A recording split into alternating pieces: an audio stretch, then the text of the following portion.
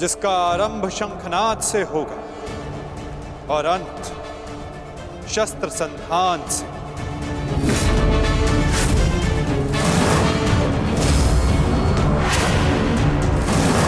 न्यायानाम् अधिकाराणाम् प्राप्त्यर्थम् साम्राज्यार्थम् योग्यस्य वा अयोग्ये बन्धनिदं सत्यायुतयोः।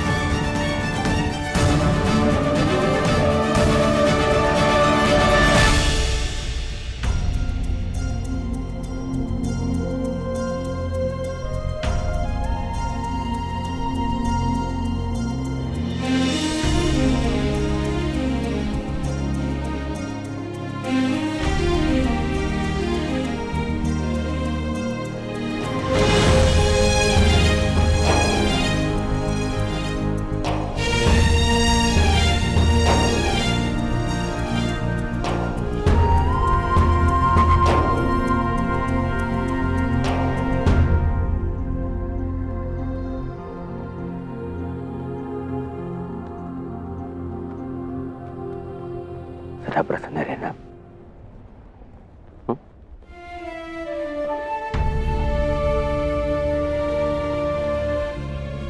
तुम्हें उसकी चिंता करने की कोई आवश्यकता नहीं है युवराज दुर्योधन।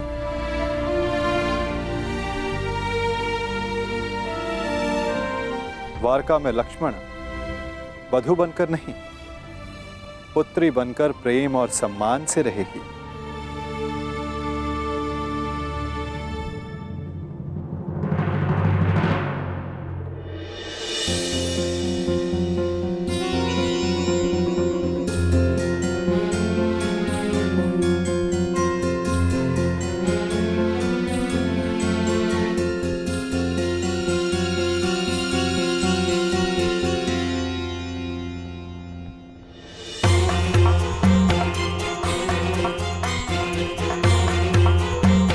लगता है दुर्योधन विवाह की रीतियों को पूर्ण करने में थोड़ा संकोच कर रहा है। विदा के समय कन्या का पिता वर के पिता के समक्ष हाथ जोड़कर उन्हें प्रणाम करता है और वासुदेव को प्रणाम करें। कदाचित ये दुर्योधन के लिए संभव नहीं।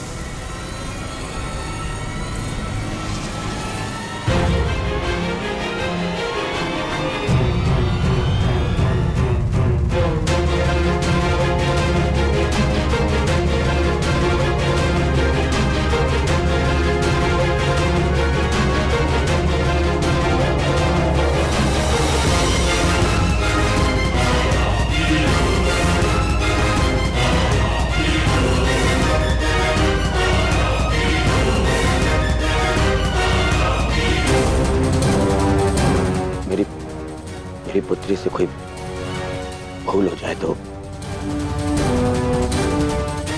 उसे क्षमा कर दीजिएगा।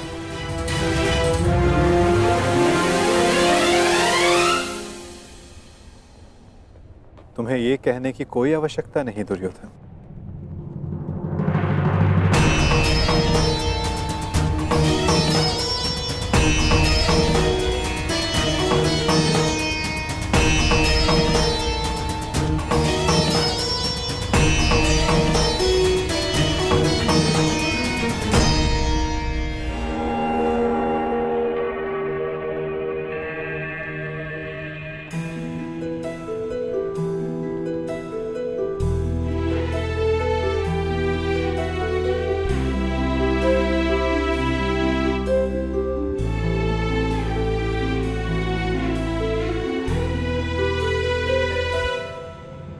सदा सौभाग्यवती भव।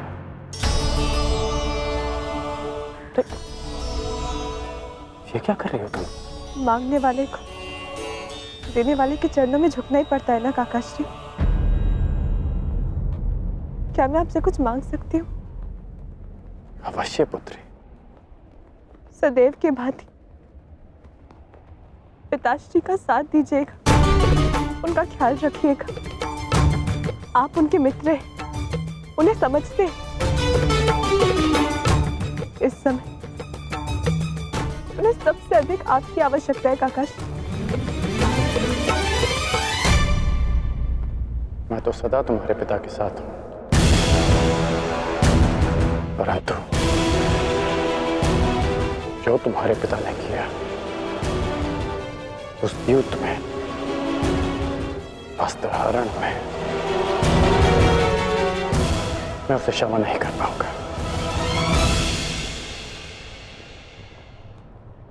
आपको उन्हें क्षमा करने की कोई आवश्यकता नहीं, परंतु पिताश्री को आपकी आवश्यकता है काकाश्री। उन्होंने जो भी किया उसके लिए आप उन्हें क्षमा मत कीजिए, परंतु केवल मेरे लिए, अपनी मित्रता के नाते।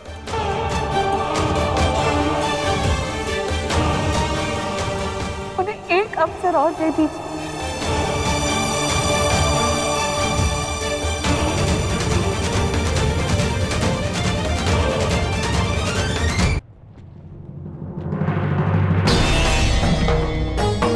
आज्ञा दीजिए गांधार नरेश, द्वारिका प्रस्थान करने का समय हो गया है।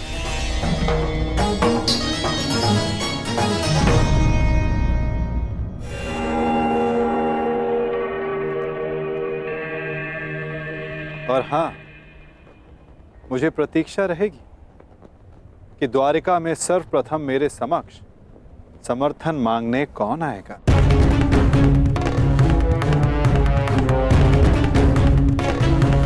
प्रणिपात।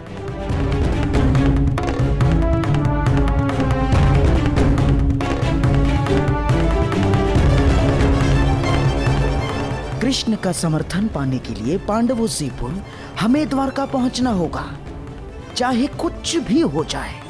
चाहे कुछ भी हो जाए, वासुदेव कौरव के पक्ष में नहीं जाना चाहिए। चिंता मत करो भाई, वासुदेव का समर्थन हमें ही मिलेगा। दुर्योधन से पूर्व मैं जाऊंगा वासुदेव के पास। तो ठीक है जेठ, मैं भी आपके साथ चलूंगा। नहीं भी, तुम्हारी आवश्यकता यहां पर है और मैं चाहता हूं कि तुम और अर्जुन यहां रहकर अपने अनुजों और द्रौपदी की रक्षा करो। द्वारका के लिए मैं प्रस्थान करूंगा।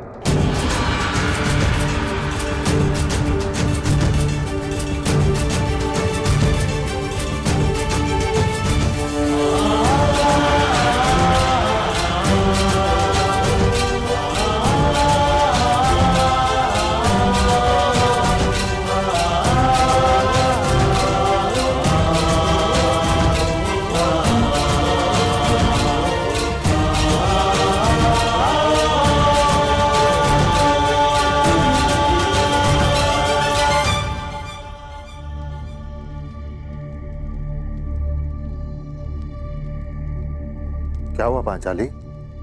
मैं आपकी इस यात्रा में बाधा नहीं बनना चाहती आर्य,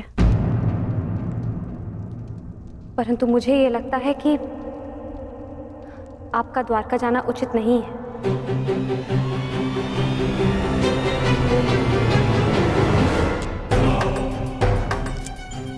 ये दुर्योधन भी इतने महत्वपूर्ण समय पर कहां चला जाता है, और ये जानते हुए भी कि उसे शीघ्र अतिशीघ्र द्वारका के लिए प्रस्थान करना है।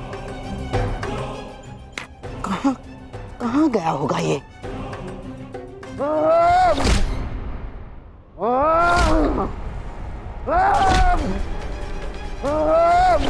दुर्योधन! दुर्योधन! ये क्या कर रहे हो तुम?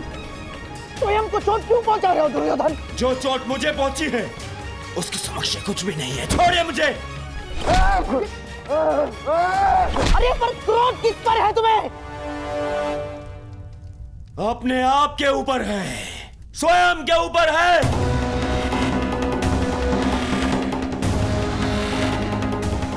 इस ग्लानि को मैं सहन ही नहीं कर पा रहा हूँ कि मुझे उस वासुदेव के समक्ष हाथ जोड़ने पड़ गए। ये यहाँ तो ये हाथ जोड़ने पड़ गए। क्रोध पर वश रखो दुर्योधन। ये बौखलाने का समय नहीं है दुर्योधन, संभालो अपने आप को। कैसे संभालूं अपने आप को?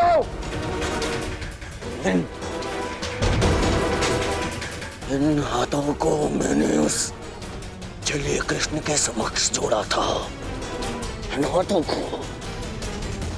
परंतु अब ये भूल दोबारा नहीं होगी। दोबारा नहीं होगी क्योंकि अब इन हाथों का अस्तित्व ही नहीं रहेगा। इन हाथों का अस्तित्व ही मिटा दूंगा मैं। इन हाथों की आवश्यकता है अभी दुर्योधन। युद्ध में शत्रु का वध करने के लिए मूर्ख मत बनो। पर यही हाथ शत्रुओं के सामने जोड़ने पड़े ना मामाश्री। यही हाथ।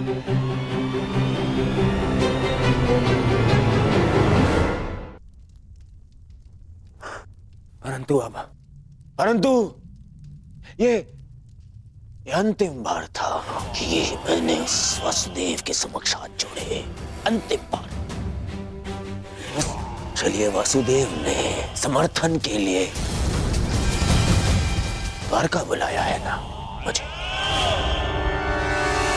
नहीं जाऊंगा। क्या? देखो दुर्योधन, भावनाओं में मत बहो, अपनी बुद्धि का प्रयोग करो। मानता हूं कि वो कृष्ण हमारा शत्रु है, परंतु ये मत भूलो युद्ध अब समीप है, महायुद्ध आने वाला है और केवल द्वारका ही है जिसका समर्थन हमें इस युद्ध में विजय दिला सकता है। दुर्योधन, तुम्हें कृष्ण के समक्ष हाथ जोड़कर समर्थन मांगने के लिए जाना होगा। दुर्योधन, जाना होगा।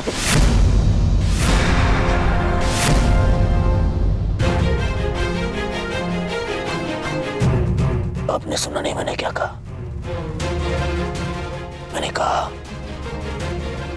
मैं उस कृष्ण के समक्ष हाथ नहीं जोड़ूंगा।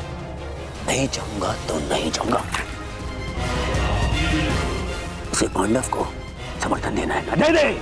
मैं केवल इतना जानता हूं कि मैं उस कृष्ण से समर्थन की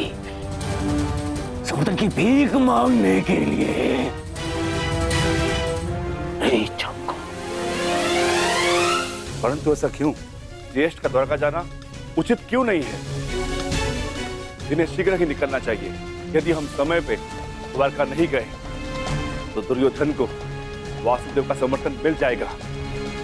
और तुम ये मत भूलो कि मैं कुछ नहीं भूल रही हूँ वृकोदर। ना अपने खुले केश, ना ही अपनी प्रतिज्ञा और ना ही वो अपमान। और ना ही मैं ये कह रही हूँ कि हम सब द्वारका ना जाएं। मैं केवल ये कह रही हूँ कि आपका द्वारका जाना उचित नहीं है। तो फिर द्वारका कौन जाएगा?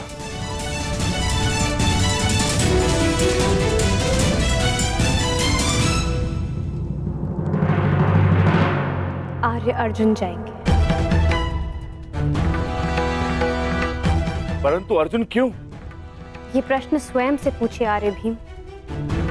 वासुदेव सदा हमारी सहायता को क्यों आते हैं?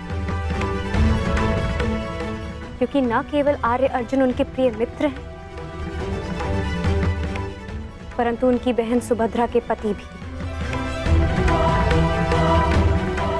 और आर्य अर्जुन के वहां जाने से हमारा पलड़ा दुर्योधन से कहीं अधिक भारी होगा। मैं पांचाली से सहमत हूं। तुम्हारा क्या मत है अर्जुन?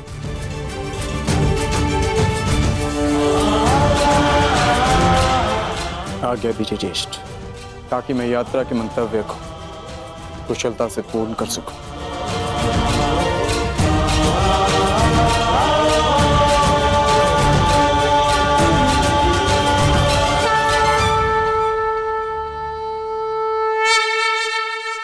आपका यह संबोधन स्पष्ट करता है कि आप फिर से किसी योजना के साथ आए हैं। क्यों कर्ण? क्या मैं सदा बुरा ही सोचता हूँ? मानता हूँ कि हमारी सोच में भिन्नता है। मानता हूँ कि दुर्योधन के पास जब जब भी मैंने कोई प्रस्ताव रखा तो तुम उसके विरुद्ध रहे, जानता हूँ मैं। परंतु कर्ण, हमारी सोच में एक समानता भी है, और वो ये कि हम दोनों दुर्योधन का भला चाहते हैं।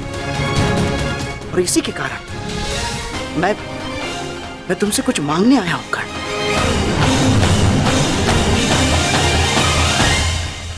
आप मुझसे कुछ मांगने आए हैं? हाँ। आप भूल रहे हैं कि मैं युवराज दुर्योधन नहीं हूं। आपके किसी भी प्रस्ताव के लिए मैं बाध्य नहीं हूं मामा श्री। तब भी नहीं जब हस्तिनापुर का भविष्य संकट में हो।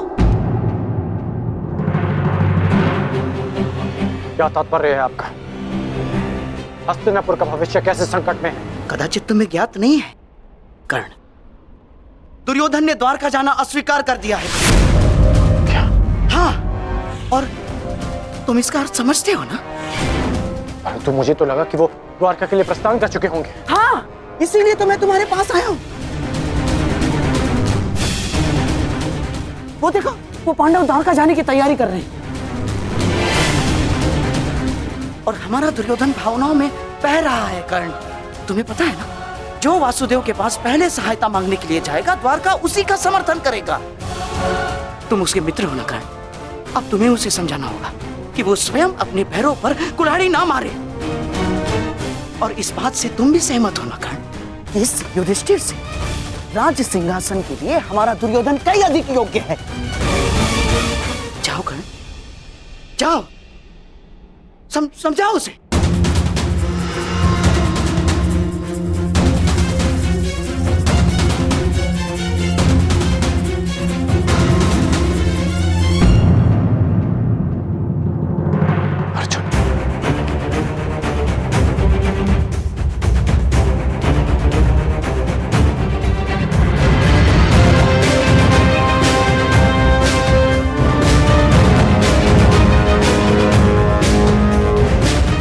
अर्जुन द्वारका के लिए प्रस्थान क्यों कर रहा है?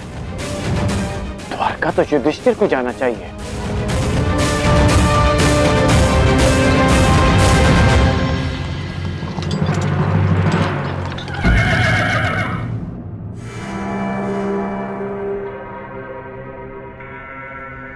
सदा मेरे मार्ग में आने का अभ्यास गया नहीं तुम्हारा।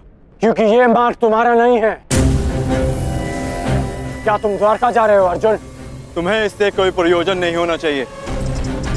प्रयोजन है, विशेषकर तब जब बात द्वारका की हो। वासुदेव से समर्थन की मांग युवराज दुर्योधन और युधिष्ठिर के मध्य है। वो दोनों हस्तिनापुर से संभावित राजा हैं। फिर क्यों युधिष्ठिर के स्थान पर तुम द्वारका जा रहे हो अर्जुन?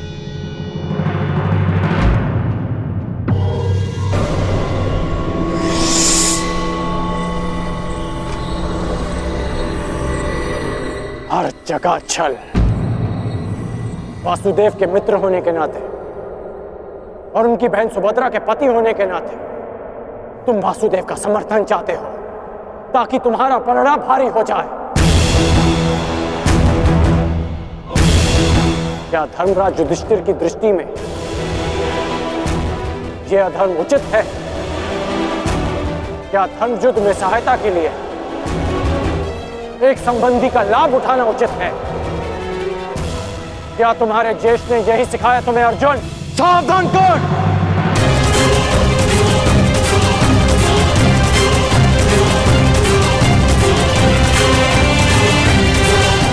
ज्येष्ठ के विरुद्ध एक शब्द और मत कहना। सही कहा तुमने। ये प्रकरण हमारे और कौरवों के मध्य है। इसमें ना ही तो तुम्हारा कोई प्रयोजन और ना ही कोई आवश्यकता।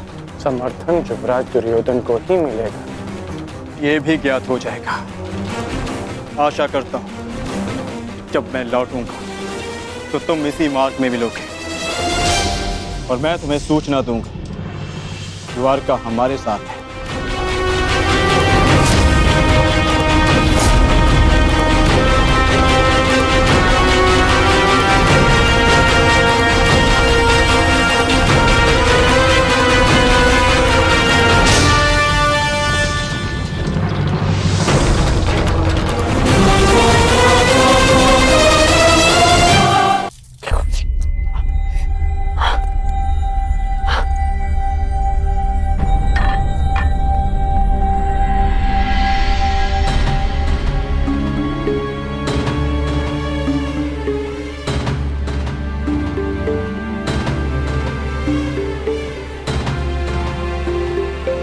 तुमने मुझे देखकर मुस्कुराया इतने वर्षों बाद। महामश्री, आपने देखा कर्ण मुझे देखकर मुस्कुरा रहा था।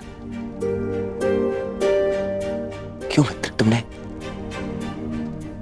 मुझे क्षमा कर दिया? मैंने आपको क्षमा नहीं किया युवराज, पांचाली के वस्त्र हरण के लिए मैंने आपको क्षमा नहीं किया और ना ही कर पाऊंगा।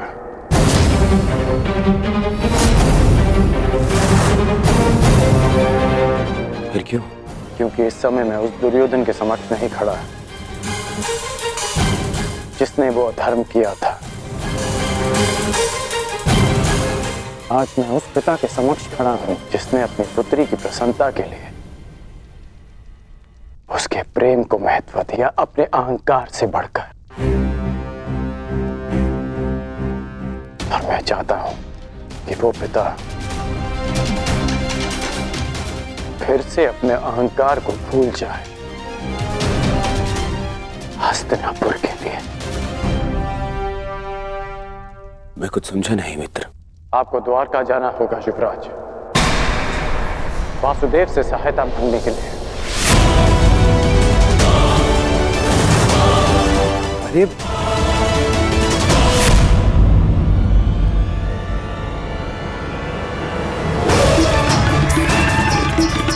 आप समझाओ। क्रोध मत कीजिए युवराज, क्रोध मत कीजिए। कैसे? शांत हो जाइए, शांत हो जाइए। फिर चल। युवराज, हाँ?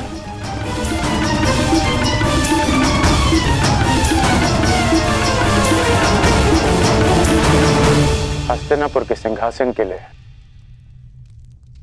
मैंने सदा आपको सबसे योग्य माना है युवराज, और मैं चाहता हूं कि यह सिंहासन आप ही का हो। परंतु इसके लिए वासुदेव का साथ बहुत आवश्यक है। मैं पहले ही कह चुका हूं, मैं उस छलिए के समक्ष नहीं झुकूंगा तो नहीं झुकूंगा, बस। वीर वो नहीं होता जो सदा अहंकार में सर उठाए खड़ा रहे। वीर वो होता है जो सर झुकाकर भी अपना उत्तरदायित्व पूरा करे। कैसा उत्तरदायित्व? उत्तरदायित्व आपकी पुत्री का, आपके पिता का, हस्तिनापुर की सेना का, उसकी प्रजा का, इन सब का उत्तरदायित्व आपके अहंकार से कहीं बढ़कर है युवराज। यदि हमें वासुदेव का समर्थन नहीं मिला तो इस युद्ध को जीतना असंभव होगा। मेरी बात मानिए मित्र। मित्र? तुमने मुझे मित्र कहा इतने वर्षों बाद।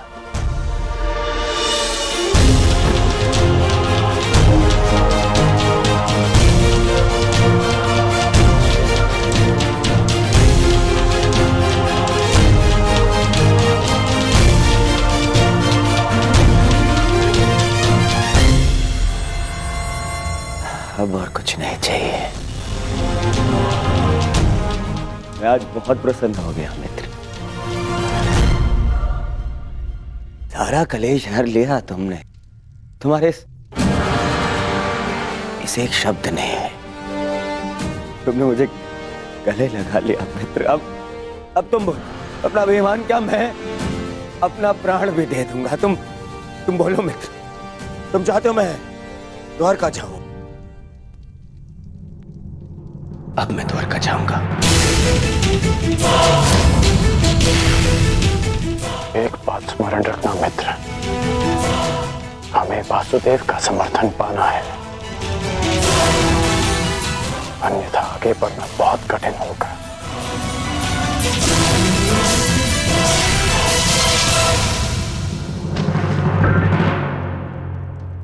पांडवों की क्या सूचना है मामा? क्या वो द्वारका के लिए प्रस्थान कर चुके हैं? हाँ, परंतु तुम्हें इसकी चिंता करने की कोई आवश्यकता नहीं है दुर्योधन, क्योंकि यह सुनिश्चित करना मेरा काम है कि वो द्वारका तुमसे पूर्व ना पहुंच पाए।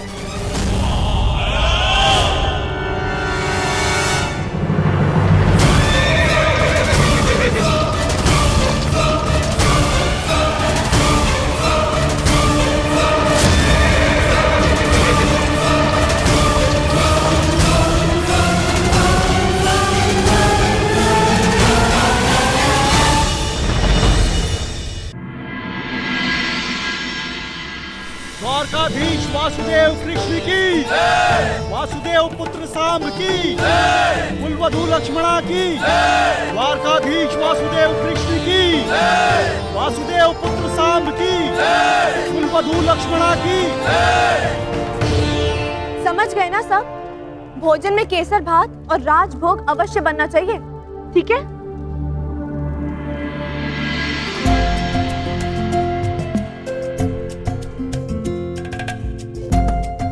कहाँ थे आप? मैं कब से आपकी प्रतीक्षा कर रही थी। तुम प्रतीक्षा में नहीं, प्रबंध में व्यस्त हो। कौन आ रहा है? अरे और कौन? पिताश्री आ रहे हैं। यहाँ? हाँ, वो विराटनगर में ससुरश्री ने घोषणा की थी ना कि युद्ध में समर्थन की मांग के लिए सबको द्वारका ही आना होगा, तो इसलिए पिताश्री यहाँ समर्थन मांगने आ रहे हैं। समर्थन?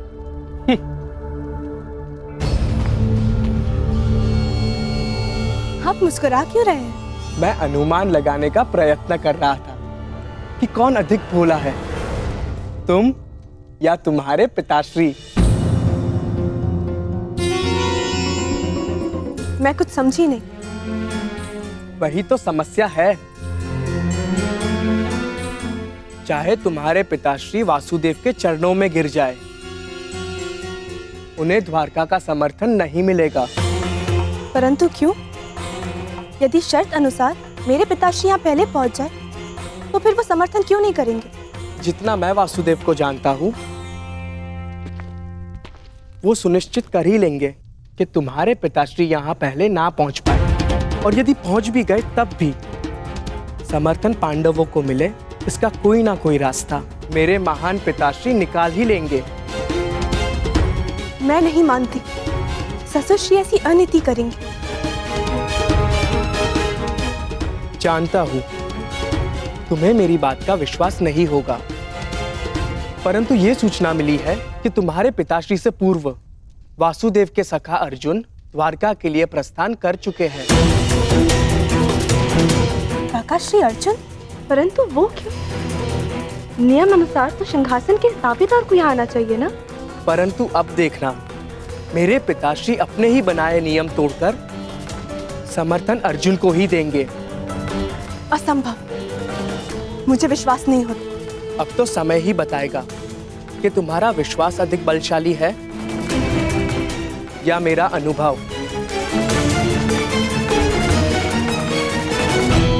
मैंने तुम्हें इसीलिए बता दिया ताकि समय आने पर तुम्हें अधिक ठेस ना पहुंचे।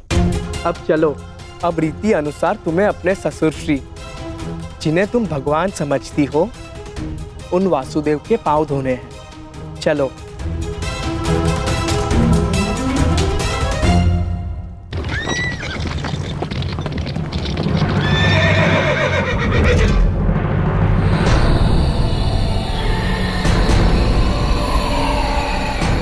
कहाँ है अर्जुन? इतने कम समय में इतना आगे निकल गया कि दिखाई नहीं दे रहा है।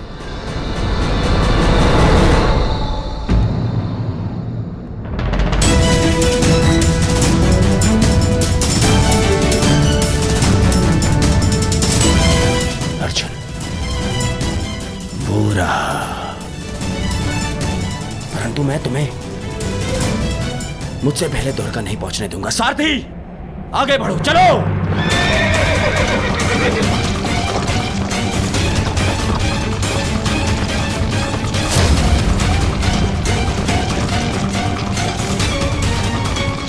समझ में नहीं आ रहा कि कैसे इससे आगे निकलूं।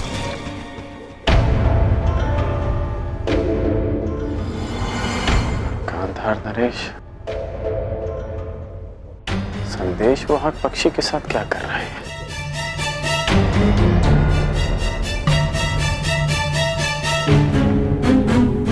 फिर किसी छल की योजना बना रहे हैं मामा श्री? ना ना, एक छल के उत्तर देने का प्रयास कर रहा हूं केवल, जो पांडवों ने किया है। आ जाओ।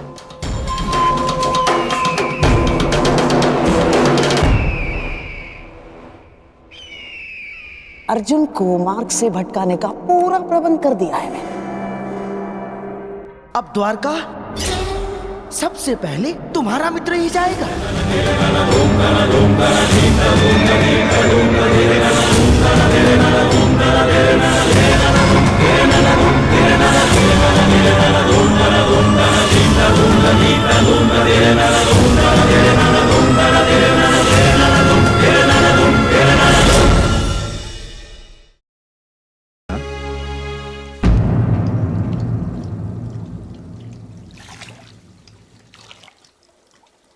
जी, मैं तुम्हारे मन के पात्र की बात कर रहा हूं पुत्री। तुम्हारा मन इतना अशांत क्यों है?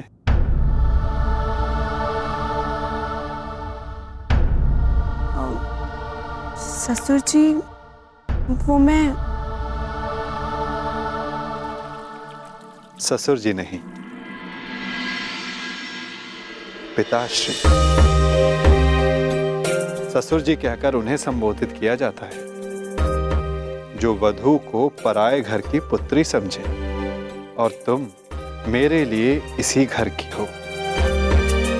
इस नाते तुम मेरी पुत्री हुई और मैं तुम्हारा पिता, इसलिए आगे से तुम मुझे पिताश्री कहकर बुलाओगी। जी पिताश्री।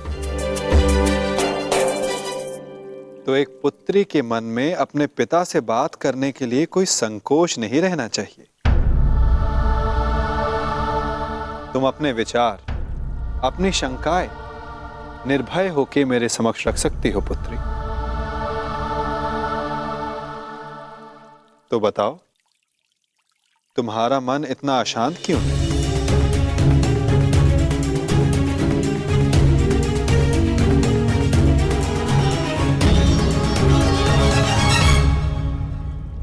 मैं जो भी कहूंगी स्पष्ट कहूंगी। मैंने अपना कर्तव्य सदैव पूर्ण करने में विश्वास किया और मुझे विश्वास है कि आप भी अपना कर्तव्य पूर्ण करेंगे। कैसा कर्तव्य लक्ष्मण?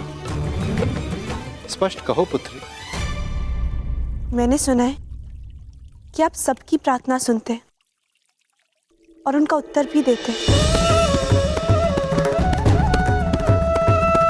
और मुझे विश्वास है कि मैंने जो सुना है वो सत्य ही है। हाँ, यदि प्रार्थना सच्चे मन से की गई और शक्तिशाली हो तो मैं अवश्य सुनता हूं।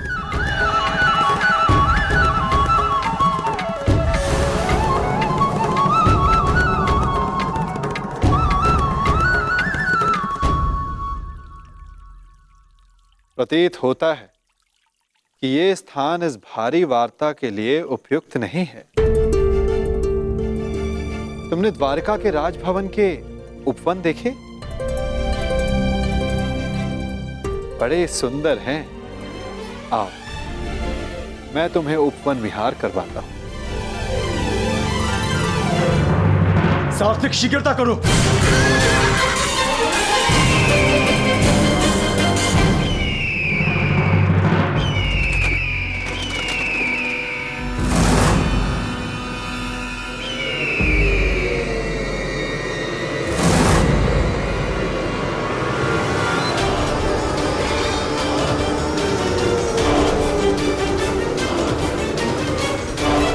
कुछ भी हो जाए, अर्जुन द्वारका तक नहीं पहुंचना चाहिए, शकुनी।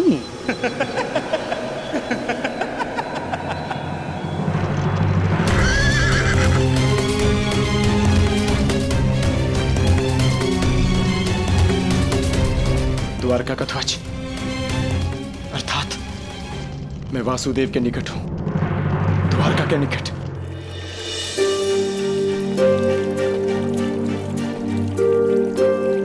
यहाँ का वातावरण खुला है,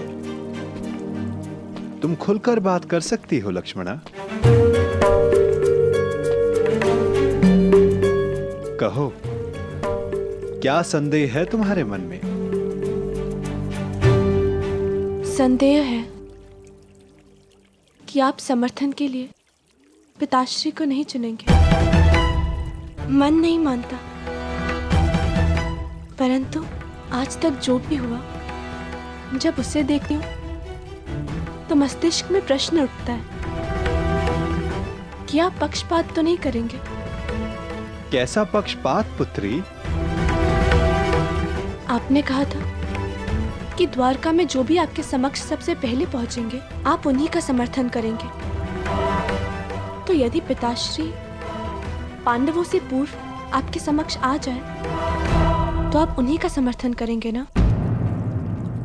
उन्हीं को चुनेंगे ना?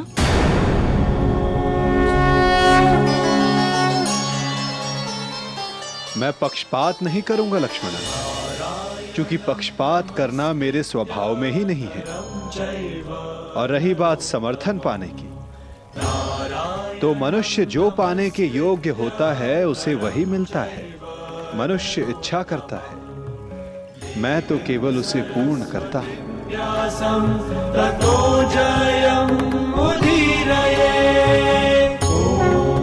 प्रतीत होता है कि तुम्हें तुम्हारे प्रश्न का उत्तर अभी तक नहीं मिला।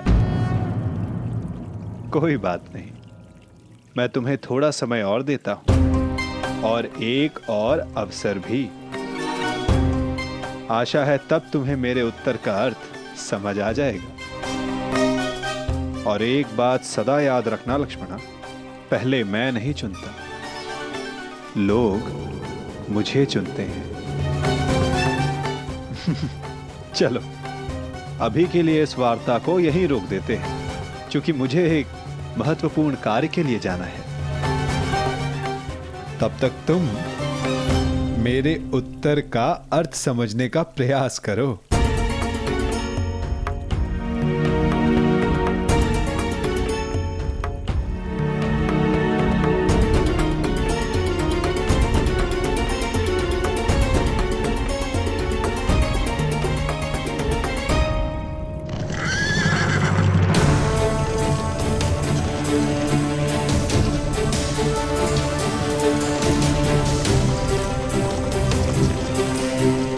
प्रतीत होता है वासुदेव कहीं के लिए प्रस्थान कर रहे हैं। शुभ चिन्ह है, मुझे मार्ग में ही वासुदेव के दर्शन हो जाएंगे। मुझे अभी जाकर उनसे मिलना चाहिए। सारथी, शीघ्रता करो।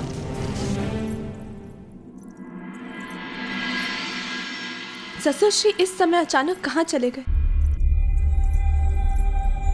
यदि पिताश्री आ गए तो फिर क्या होगा?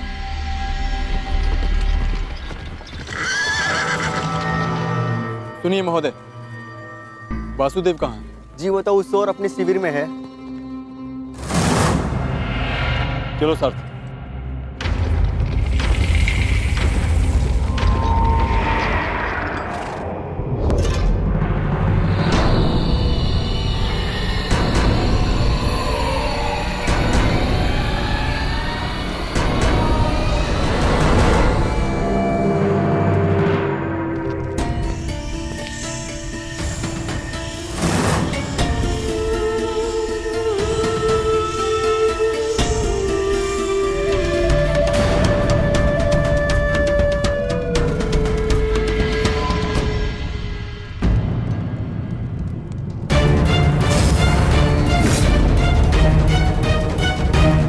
वासुदेव,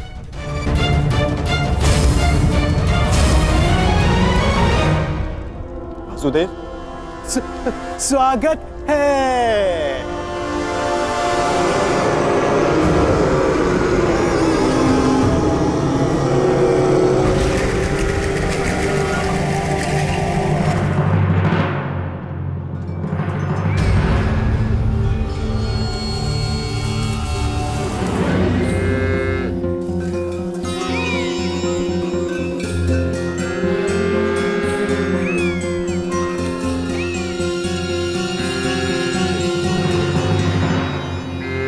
पिताश्री,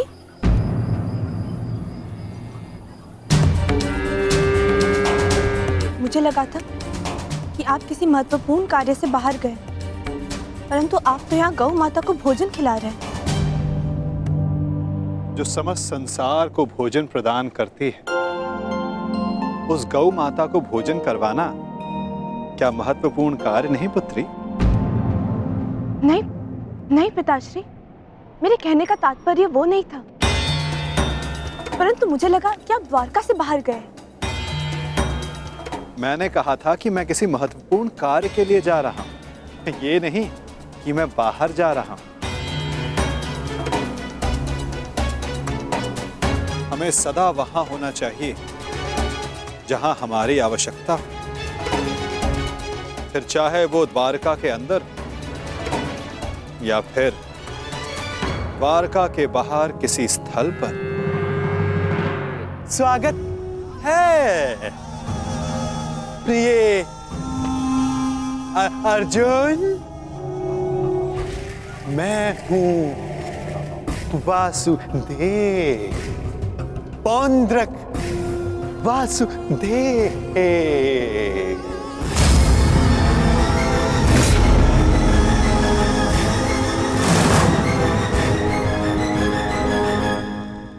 मुझे लगा आप वासुदेव हैं, परंतु आप तो बातें करने के लिए अभी बहुत समय शेष है। गांडीवधारी अर्जुन, बहुत लंबी यात्रा से आए होगे, विश्राम करो, विश्राम। क्षमा चाहता हूं, मुझे लगा आप वासुदेव हैं इसलिए यहां रुक गए, परंतु आप वासुदेव नहीं हैं। क्या? मैं वासुदेव नहीं? तो तुम्हें क्या लगता है कि तुम्हारे समक्ष कौन खड़ा है? हाँ?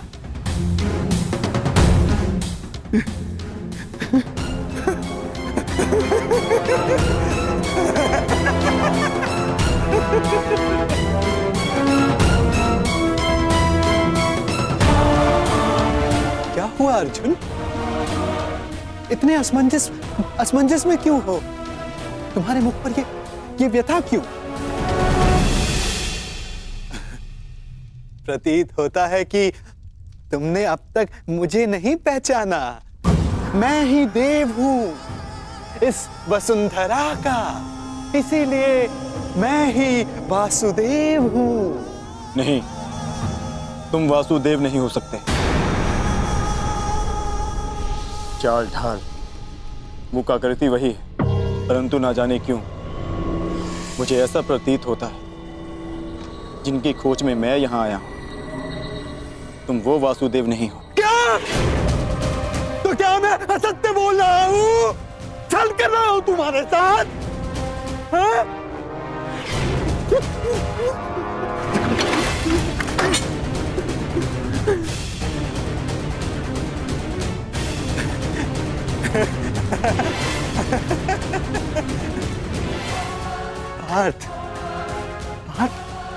मैं ही वास्तविक वासुदेव हूं, वास्तविक वासुदेव, तुम्हारा सखा।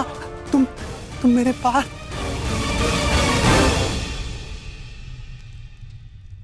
परंतु तुमने मुझे पहचाना नहीं। बहुत पीड़ा हुई मेरे हृदय को। परंतु इसमें तुम्हारा कोई दोष नहीं,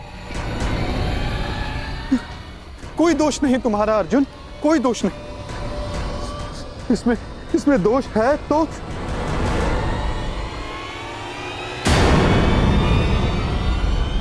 उस छलिए कृष्ण का।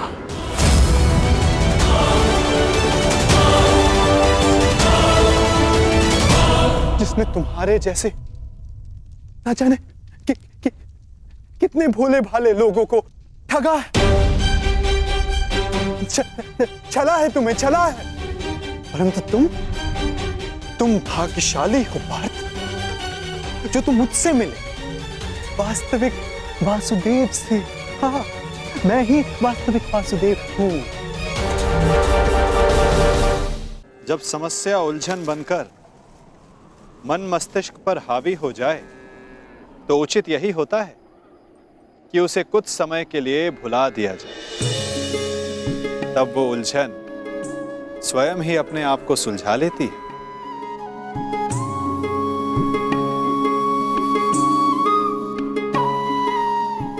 मुझे ज्ञात है कि आप सब जानते हैं, ये भी कि इस समय मैं अपने पिताश्री के विषय में सोच रही हूँ। मानती हूँ कि इसमें मेरा अपना स्वार्थ है, परंतु क्या ये आपका कर्तव्य नहीं कि आप मेरे पिताश्री को एक अवसर दें? अब तो वो आपके भी संबंधी है, क्या उनकी सहायता करना आपका कर्तव्य नहीं? मैं अवसर हर मनुष्य को देता हूं, परंतु अवसर का लाभ मनुष्य उतना ही उठा सकता है जितने के वो योग्य हो। और जैसे कि मैंने कहा, इस संसार का प्रत्येक मनुष्य मेरे लिए समान है।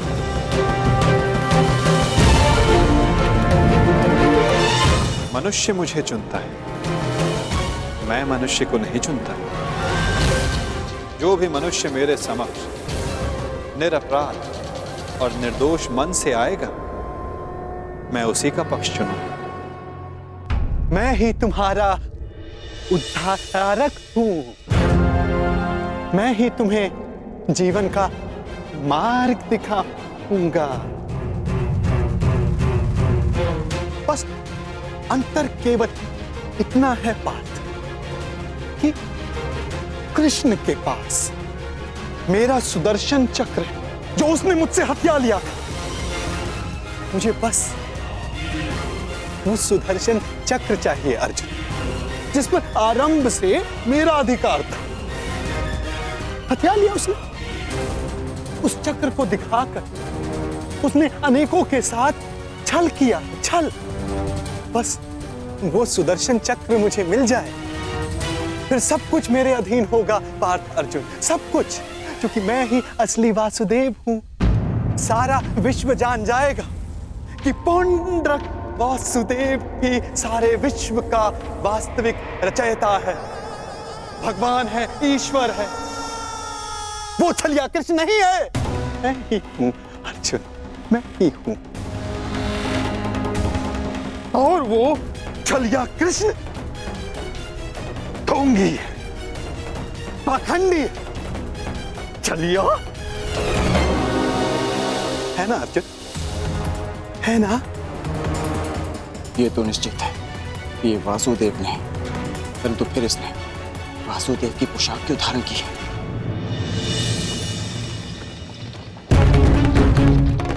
मैं आ रहा हूं छलिया कृष्ण, तुझे मेरी सहायता करनी ही पड़ेगी। मैं आ रहा हूं।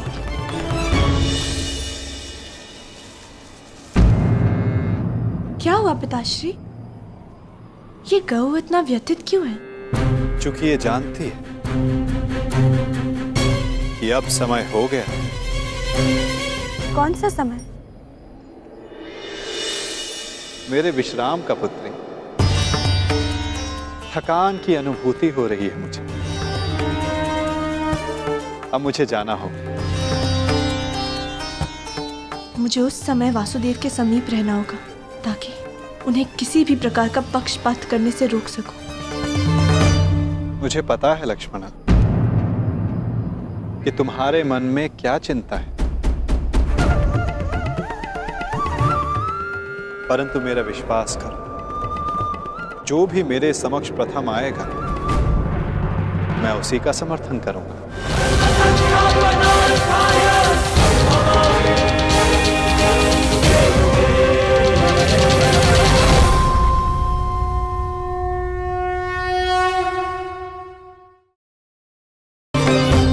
बहुत प्रतीक्षा कर ली तुमने अर्जुन, परंतु अब उसका अंत हुआ, क्योंकि तुम अपने वास्तविक सखा से मिल ली। मैं हूं तुम्हारा वास्तविक सखा, तुम्हारा तारणहार, क्योंकि मैं ही वास्तविक वासुदेव हूं। अब तो तुम जान गए। बोल रहो पाखंडी।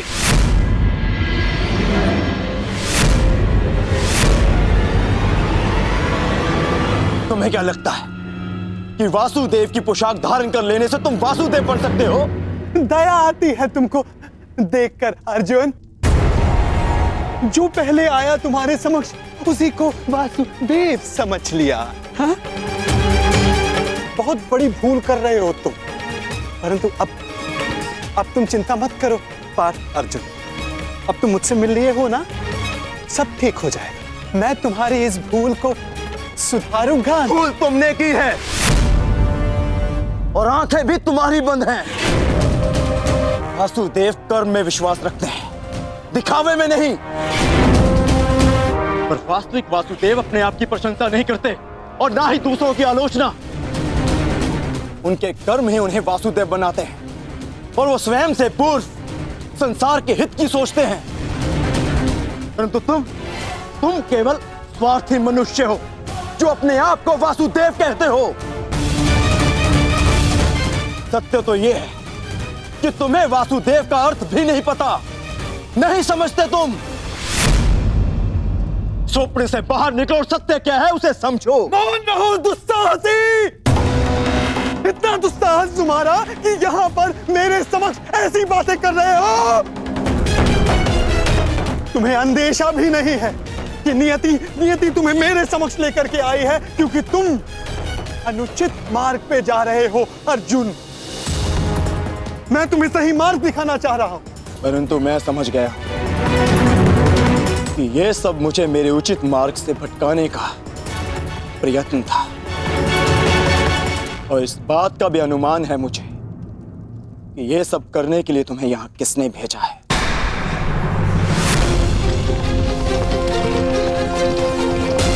परंतु मेरे और मेरे लक्ष्य के मध्य कोई नहीं आ सकता, कोई नहीं।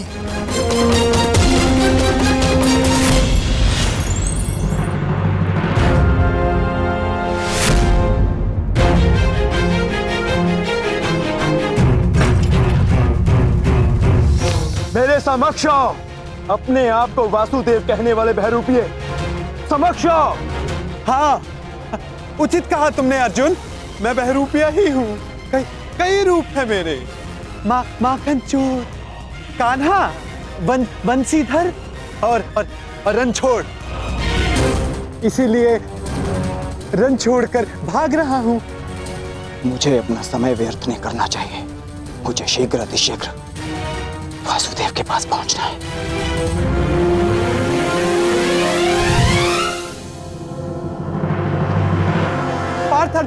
पार्थ अर्जुन कहां जा रहे हो अर्जुन? अर्जुन, मुझे छोड़कर कहीं नहीं जा सकते अर्जुन। घर से आपका तात्पर्य अंग से है ना, या हस्तिनापुर के राजभवन से?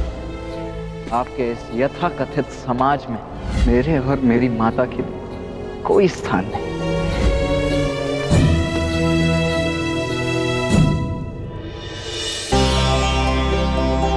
आइए पिताश्री, आपका स्वागत है।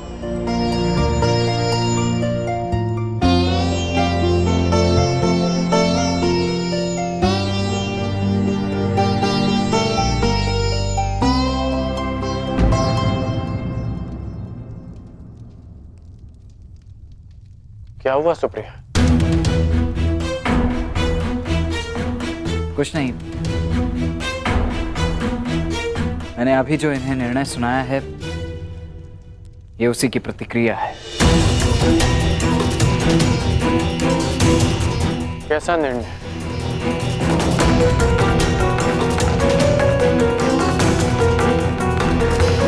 ये किस विषय में बात कर रहा है सुप्रिया?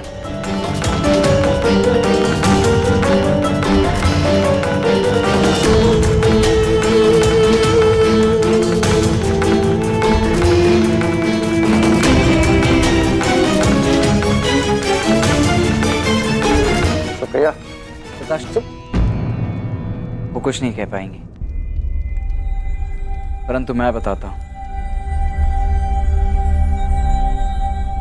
वो मैं आपसे धनुर्विद्या और युद्ध कला का ज्ञान सीखना चाहता हूं।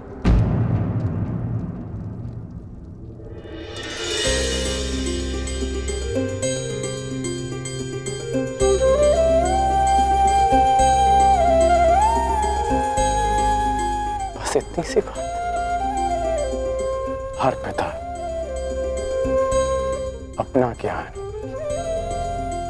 अपनी शिक्षा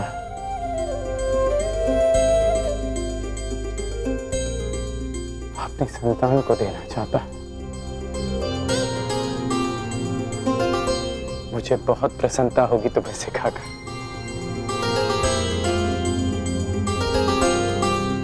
परंतु तुम्हें सिखाने की कोई आवश्यकता नहीं है। मैंने तुम्हें देखा है,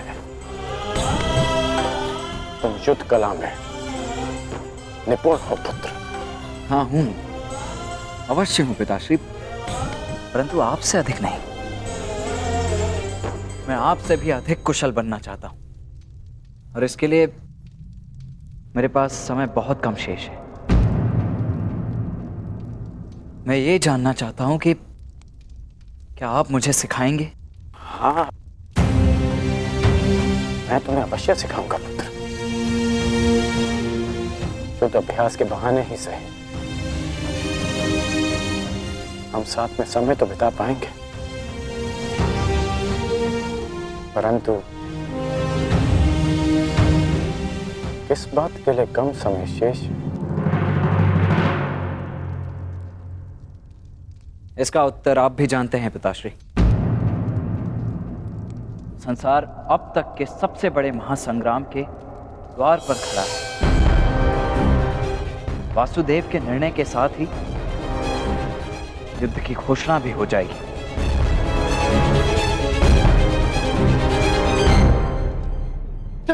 ठहरो पार्थ, ठहरो।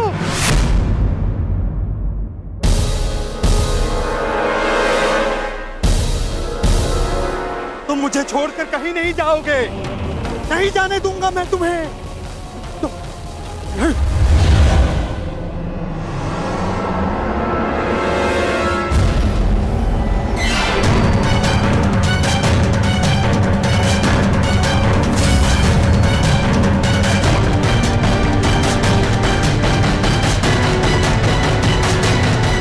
कहीं नहीं जाने दूंगा तुमको।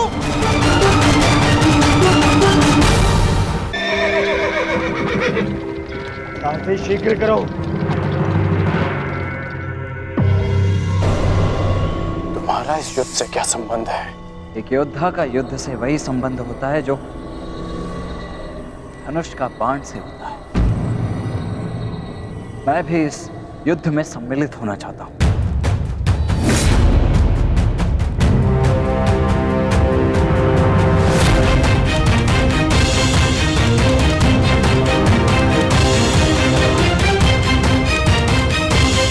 इसीलिए तुम मुझसे परीक्षण लेना चाहते थे? हाँ, क्यों? एक योद्धा होने के नाते क्या आपको ऐसा नहीं करना चाहिए? करना चाहिए, मुझे ऐसा करना चाहिए। देखो पुत्र, मैं तुम्हारे निर्णय का बहुत सम्मान करता हूं। मुझे तुम पर गर्व है, परंतु इस किंतु परंतु इसके लिए अब कोई स्थान शेष नहीं है। मैं अपना निर्णय ले चुका हूं और अपना पक्ष भी चुन चुका हूं। तुम अपना पक्ष भी चुन चुके हो? हाँ, जिस ओर मेरा मित्र साम होगा।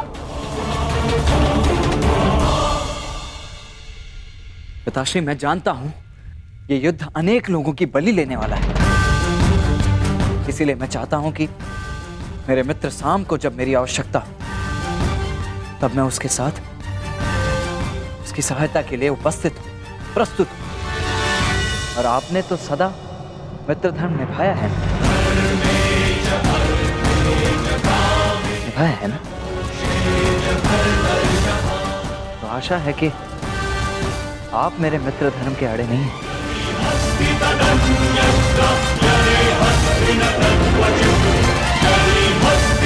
मुझे अभ्यास करने जाना है। प्रणिपात। देखो युद्ध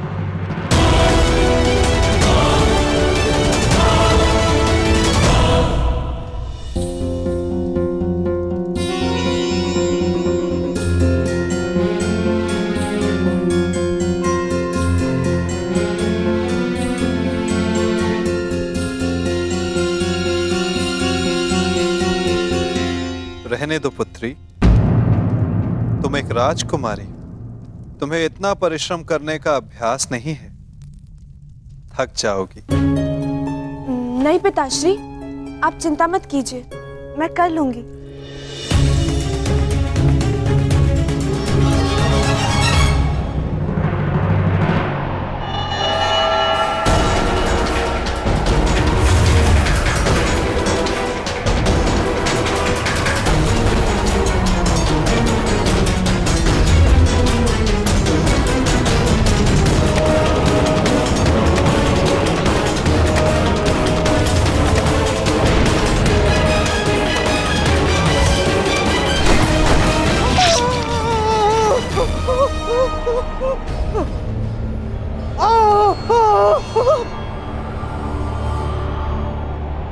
मैं तुम्हें अंतिम चेतावनी देता हूँ, इस माया जाल को समाप्त करो और मुझे जाने दो यहाँ से, अन्यथा मेरा अगला प्रहार तुम्हारे प्राण ले लेगा।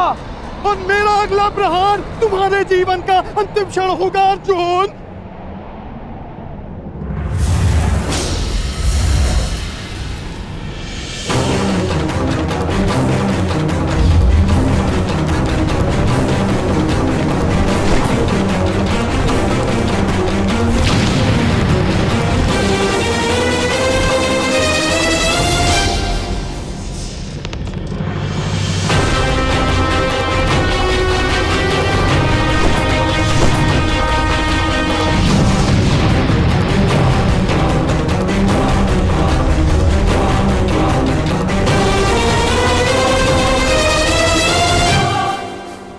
ठीक है, तुम मुझे अपना आराध्य नहीं मानते ना, सही? तुम जा सकते हो, क्योंकि मैं तुम्हारा शत्रु नहीं, ना तुम मेरे शत्रु हो। परंतु उस धूर्त कृष्ण को एक संदेश मेरा अवश्य दे देना।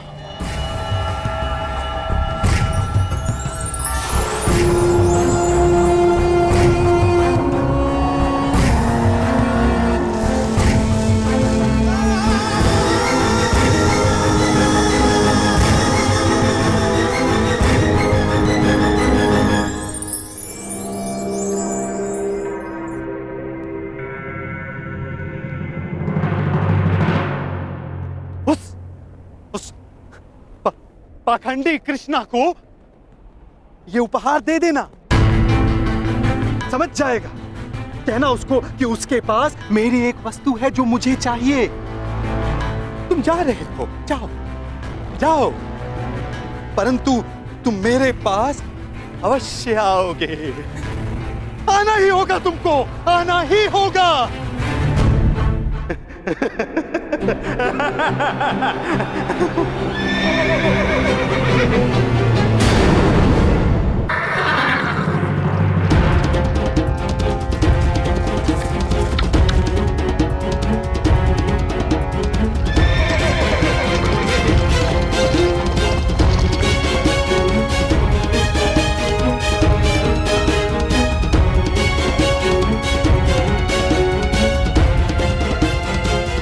प्रतीत होता है कि अर्जुन अब तक द्वारका नहीं पहुंचा।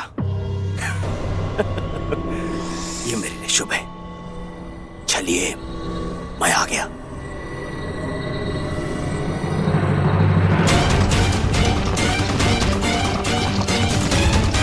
और शीघ्रता करो सारथी।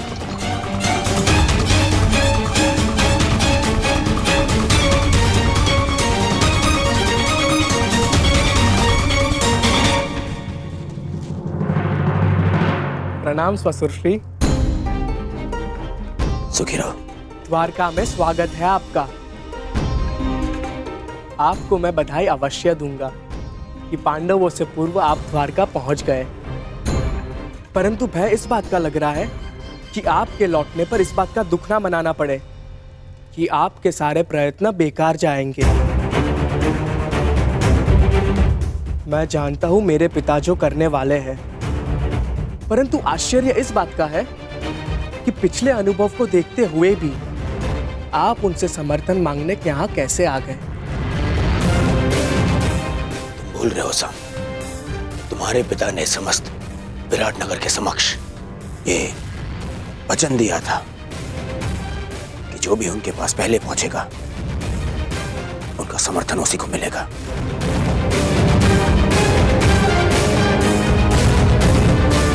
और देखो मुझे, मैं पांडवों से पहले यहां पहुंचा हूं। ये जानते हुए भी कि वचन तोड़ने मरोड़ने में वो सिद्धहस्त है।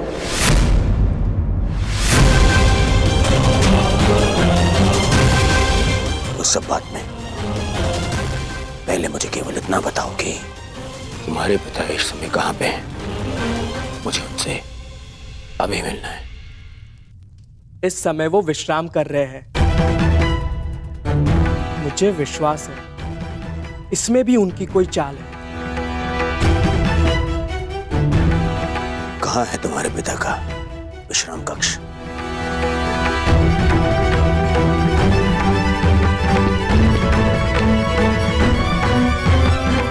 आश्चर्य होता है, इतना सब देखकर भी इन्हें अभी भी लगता है कि द्वारकाधीश इनकी सहायता करेंगे।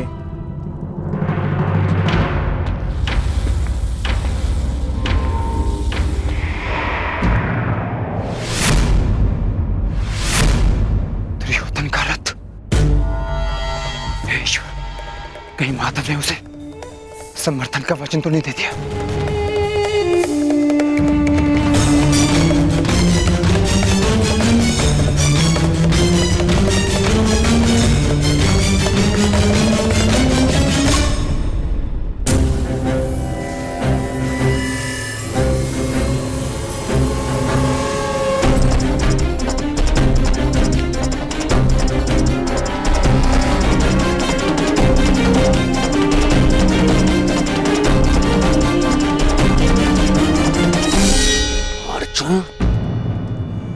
किसी भी परिस्थिति में मुझे अर्जुन से पहले वासुदेव तक पहुंचना है।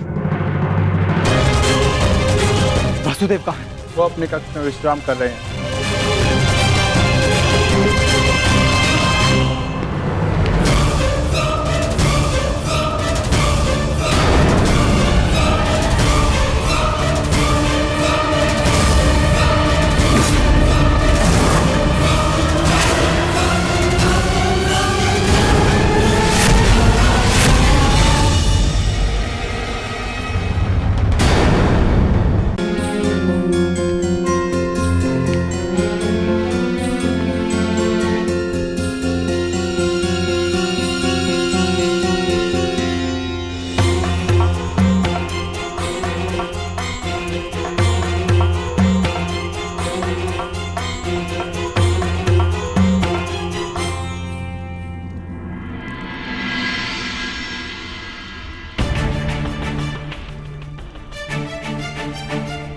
माधव विश्राम कर रहे हैं, जगाना उचित नहीं होगा।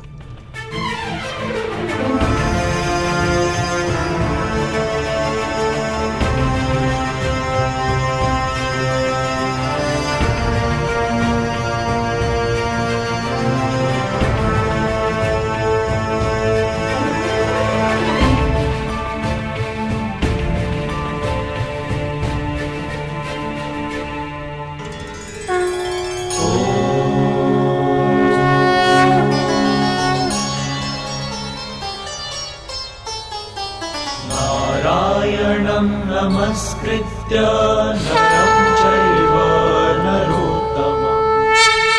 अरे अर्जुन, एक वर्ष किन्नर क्या रहे, तुम तो क्षत्रियों के लक्षण ही भूल गए।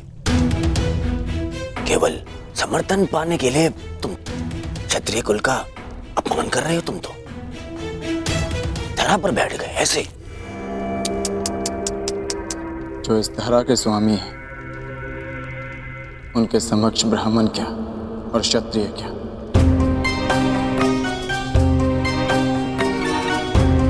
ना मैं इस समय क्षत्रिय हूं और ना ही मेरे मन में समर्थन का लोभ। मैं तो केवल इस समय एक भक्त हूं जो अपने आराध्य के चरणों में बैठा है।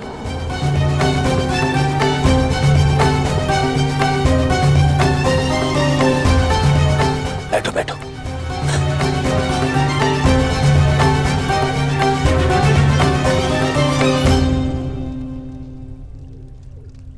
माधव,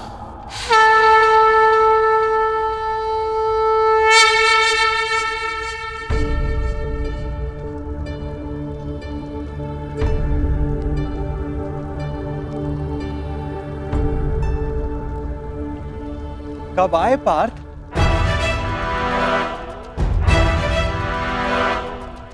मुझे तो तुम्हारे आने का भान ही नहीं हुआ। आप विश्राम कर रहे थे माधव, इसलिए जगाना उचित नहीं समझा।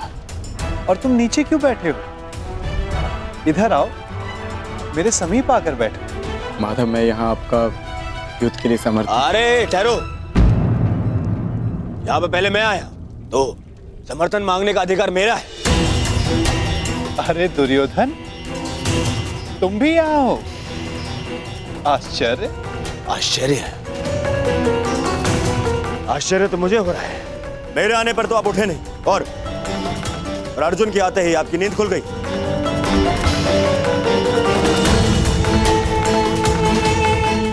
वासुदेव, मैं यहां अर्जुन से पूर्व उपस्थित हुआ हूं, इसलिए समर्थन मांगने का अधिकार पहले मुझे मिलना चाहिए।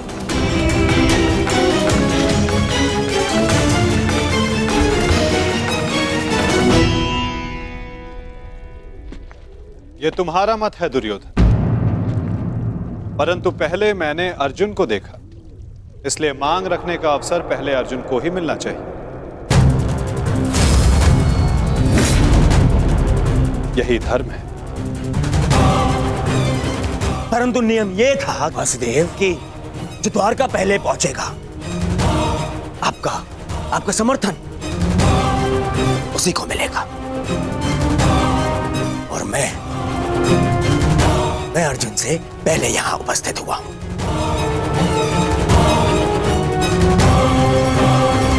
कदाचित तुमने नियम ठीक से नहीं सुना था दुर्योधन। नियम यह था कि द्वारका पहुंचकर मेरे समक्ष आकर प्रथम जो समर्थन की मांग करेगा, मैं उसका साथ दूंगा। अब आप कुतर्क का सहारा ले रहे हैं वासुदेव।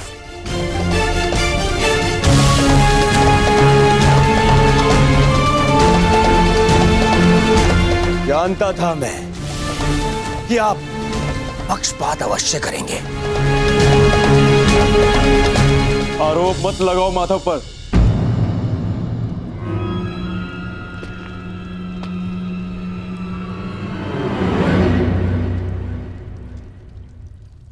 दुर्योधन सत्य कह रहा है माधव। मुझसे पूर्व ये यहां उपस्थित था, परंतु आपके पीछे बैठने के कारण आप इसे देख नहीं पाए, इसलिए समर्थन का पहला अवसर दुर्योधन को ही मिलना चाहिए।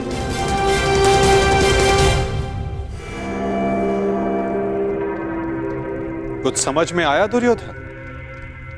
कुछ मांगने के लिए अहंकार नहीं, विनम्रता होनी चाहिए।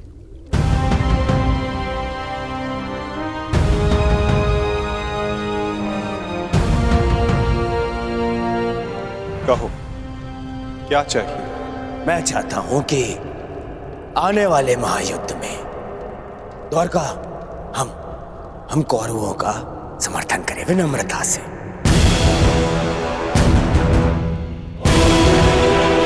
अपनी मांग पर अड़िग हो? हाँ, अड़िग हूं। मेरी यही मांग है।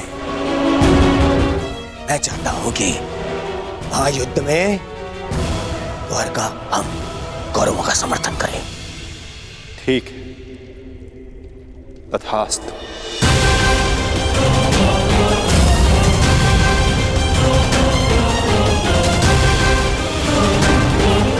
परंतु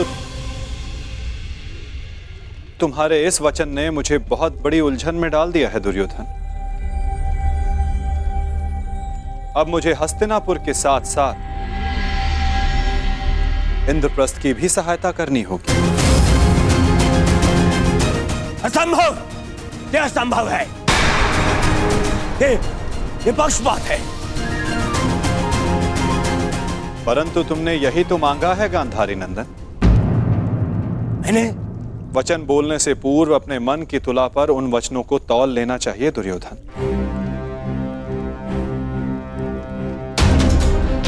तुमने कहा कि कौरवों को द्वारका का समर्थन मिलना चाहिए। अपने द्वेष के कारण तुमने पांडवों को सदा भिन्न माना।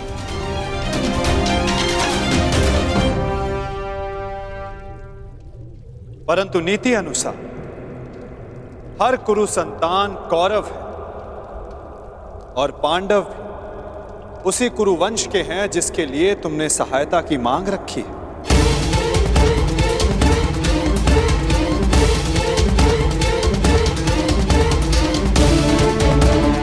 इसलिए मुझे अपना समर्थन दोनों पक्षों में बांटना होगा।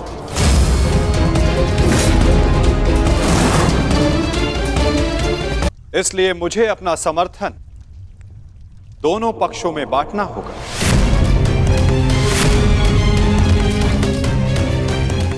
क्या करूं? पक्षपाती होना मेरे स्वभाव में जो नहीं। पक्षपात तो कर ही रहे हैं आप। हम दोनों एक दूसरे के विरुद्ध खड़े हैं। तो स्पष्ट कीजिए, हम दोनों को एक साथ कैसे समर्थन देंगे आप?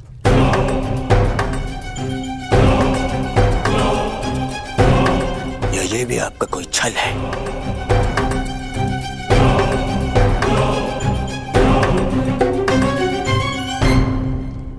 विभाजन से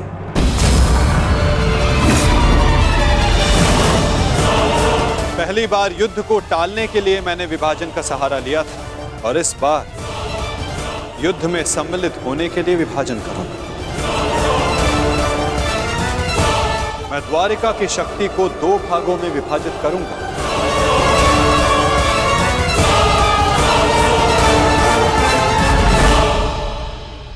एक ओर होगी मेरी शक्तिशाली नारायणी सेना जो कभी पराजित नहीं हुई।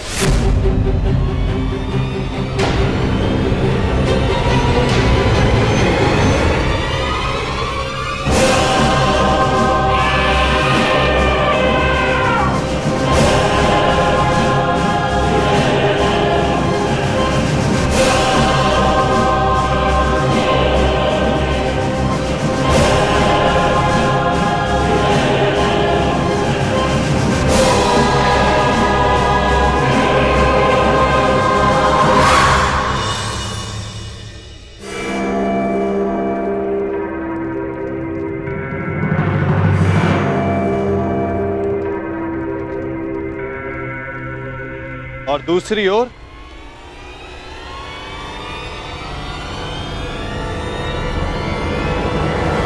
केवल मैं।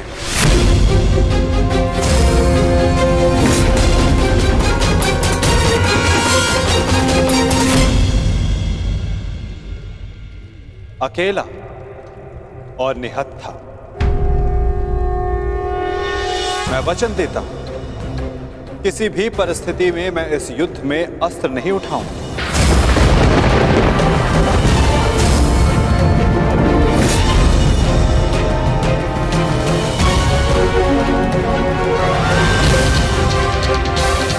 ना ही धनुष, ना गदा, ना खड़ग, ना ही सुदर्शन चक्र। मैं किसी भी अस्त्र का प्रयोग नहीं करूंगा। क्या आप युद्ध में अस्त्र नहीं उठाएंगे? हाँ दुर्योधन, सही सुना तुमने।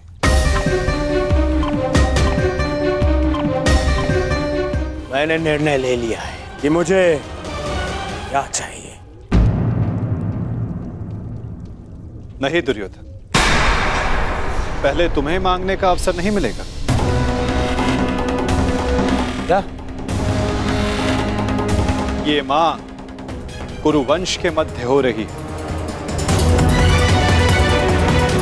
और अर्जुन तुम्हारा अनुज है, और धर्म कहता है कि मांगने का पहला अधिकार अनुज का होता है। कोई अनुज नहीं है, वो शत्रु है ये मेरा।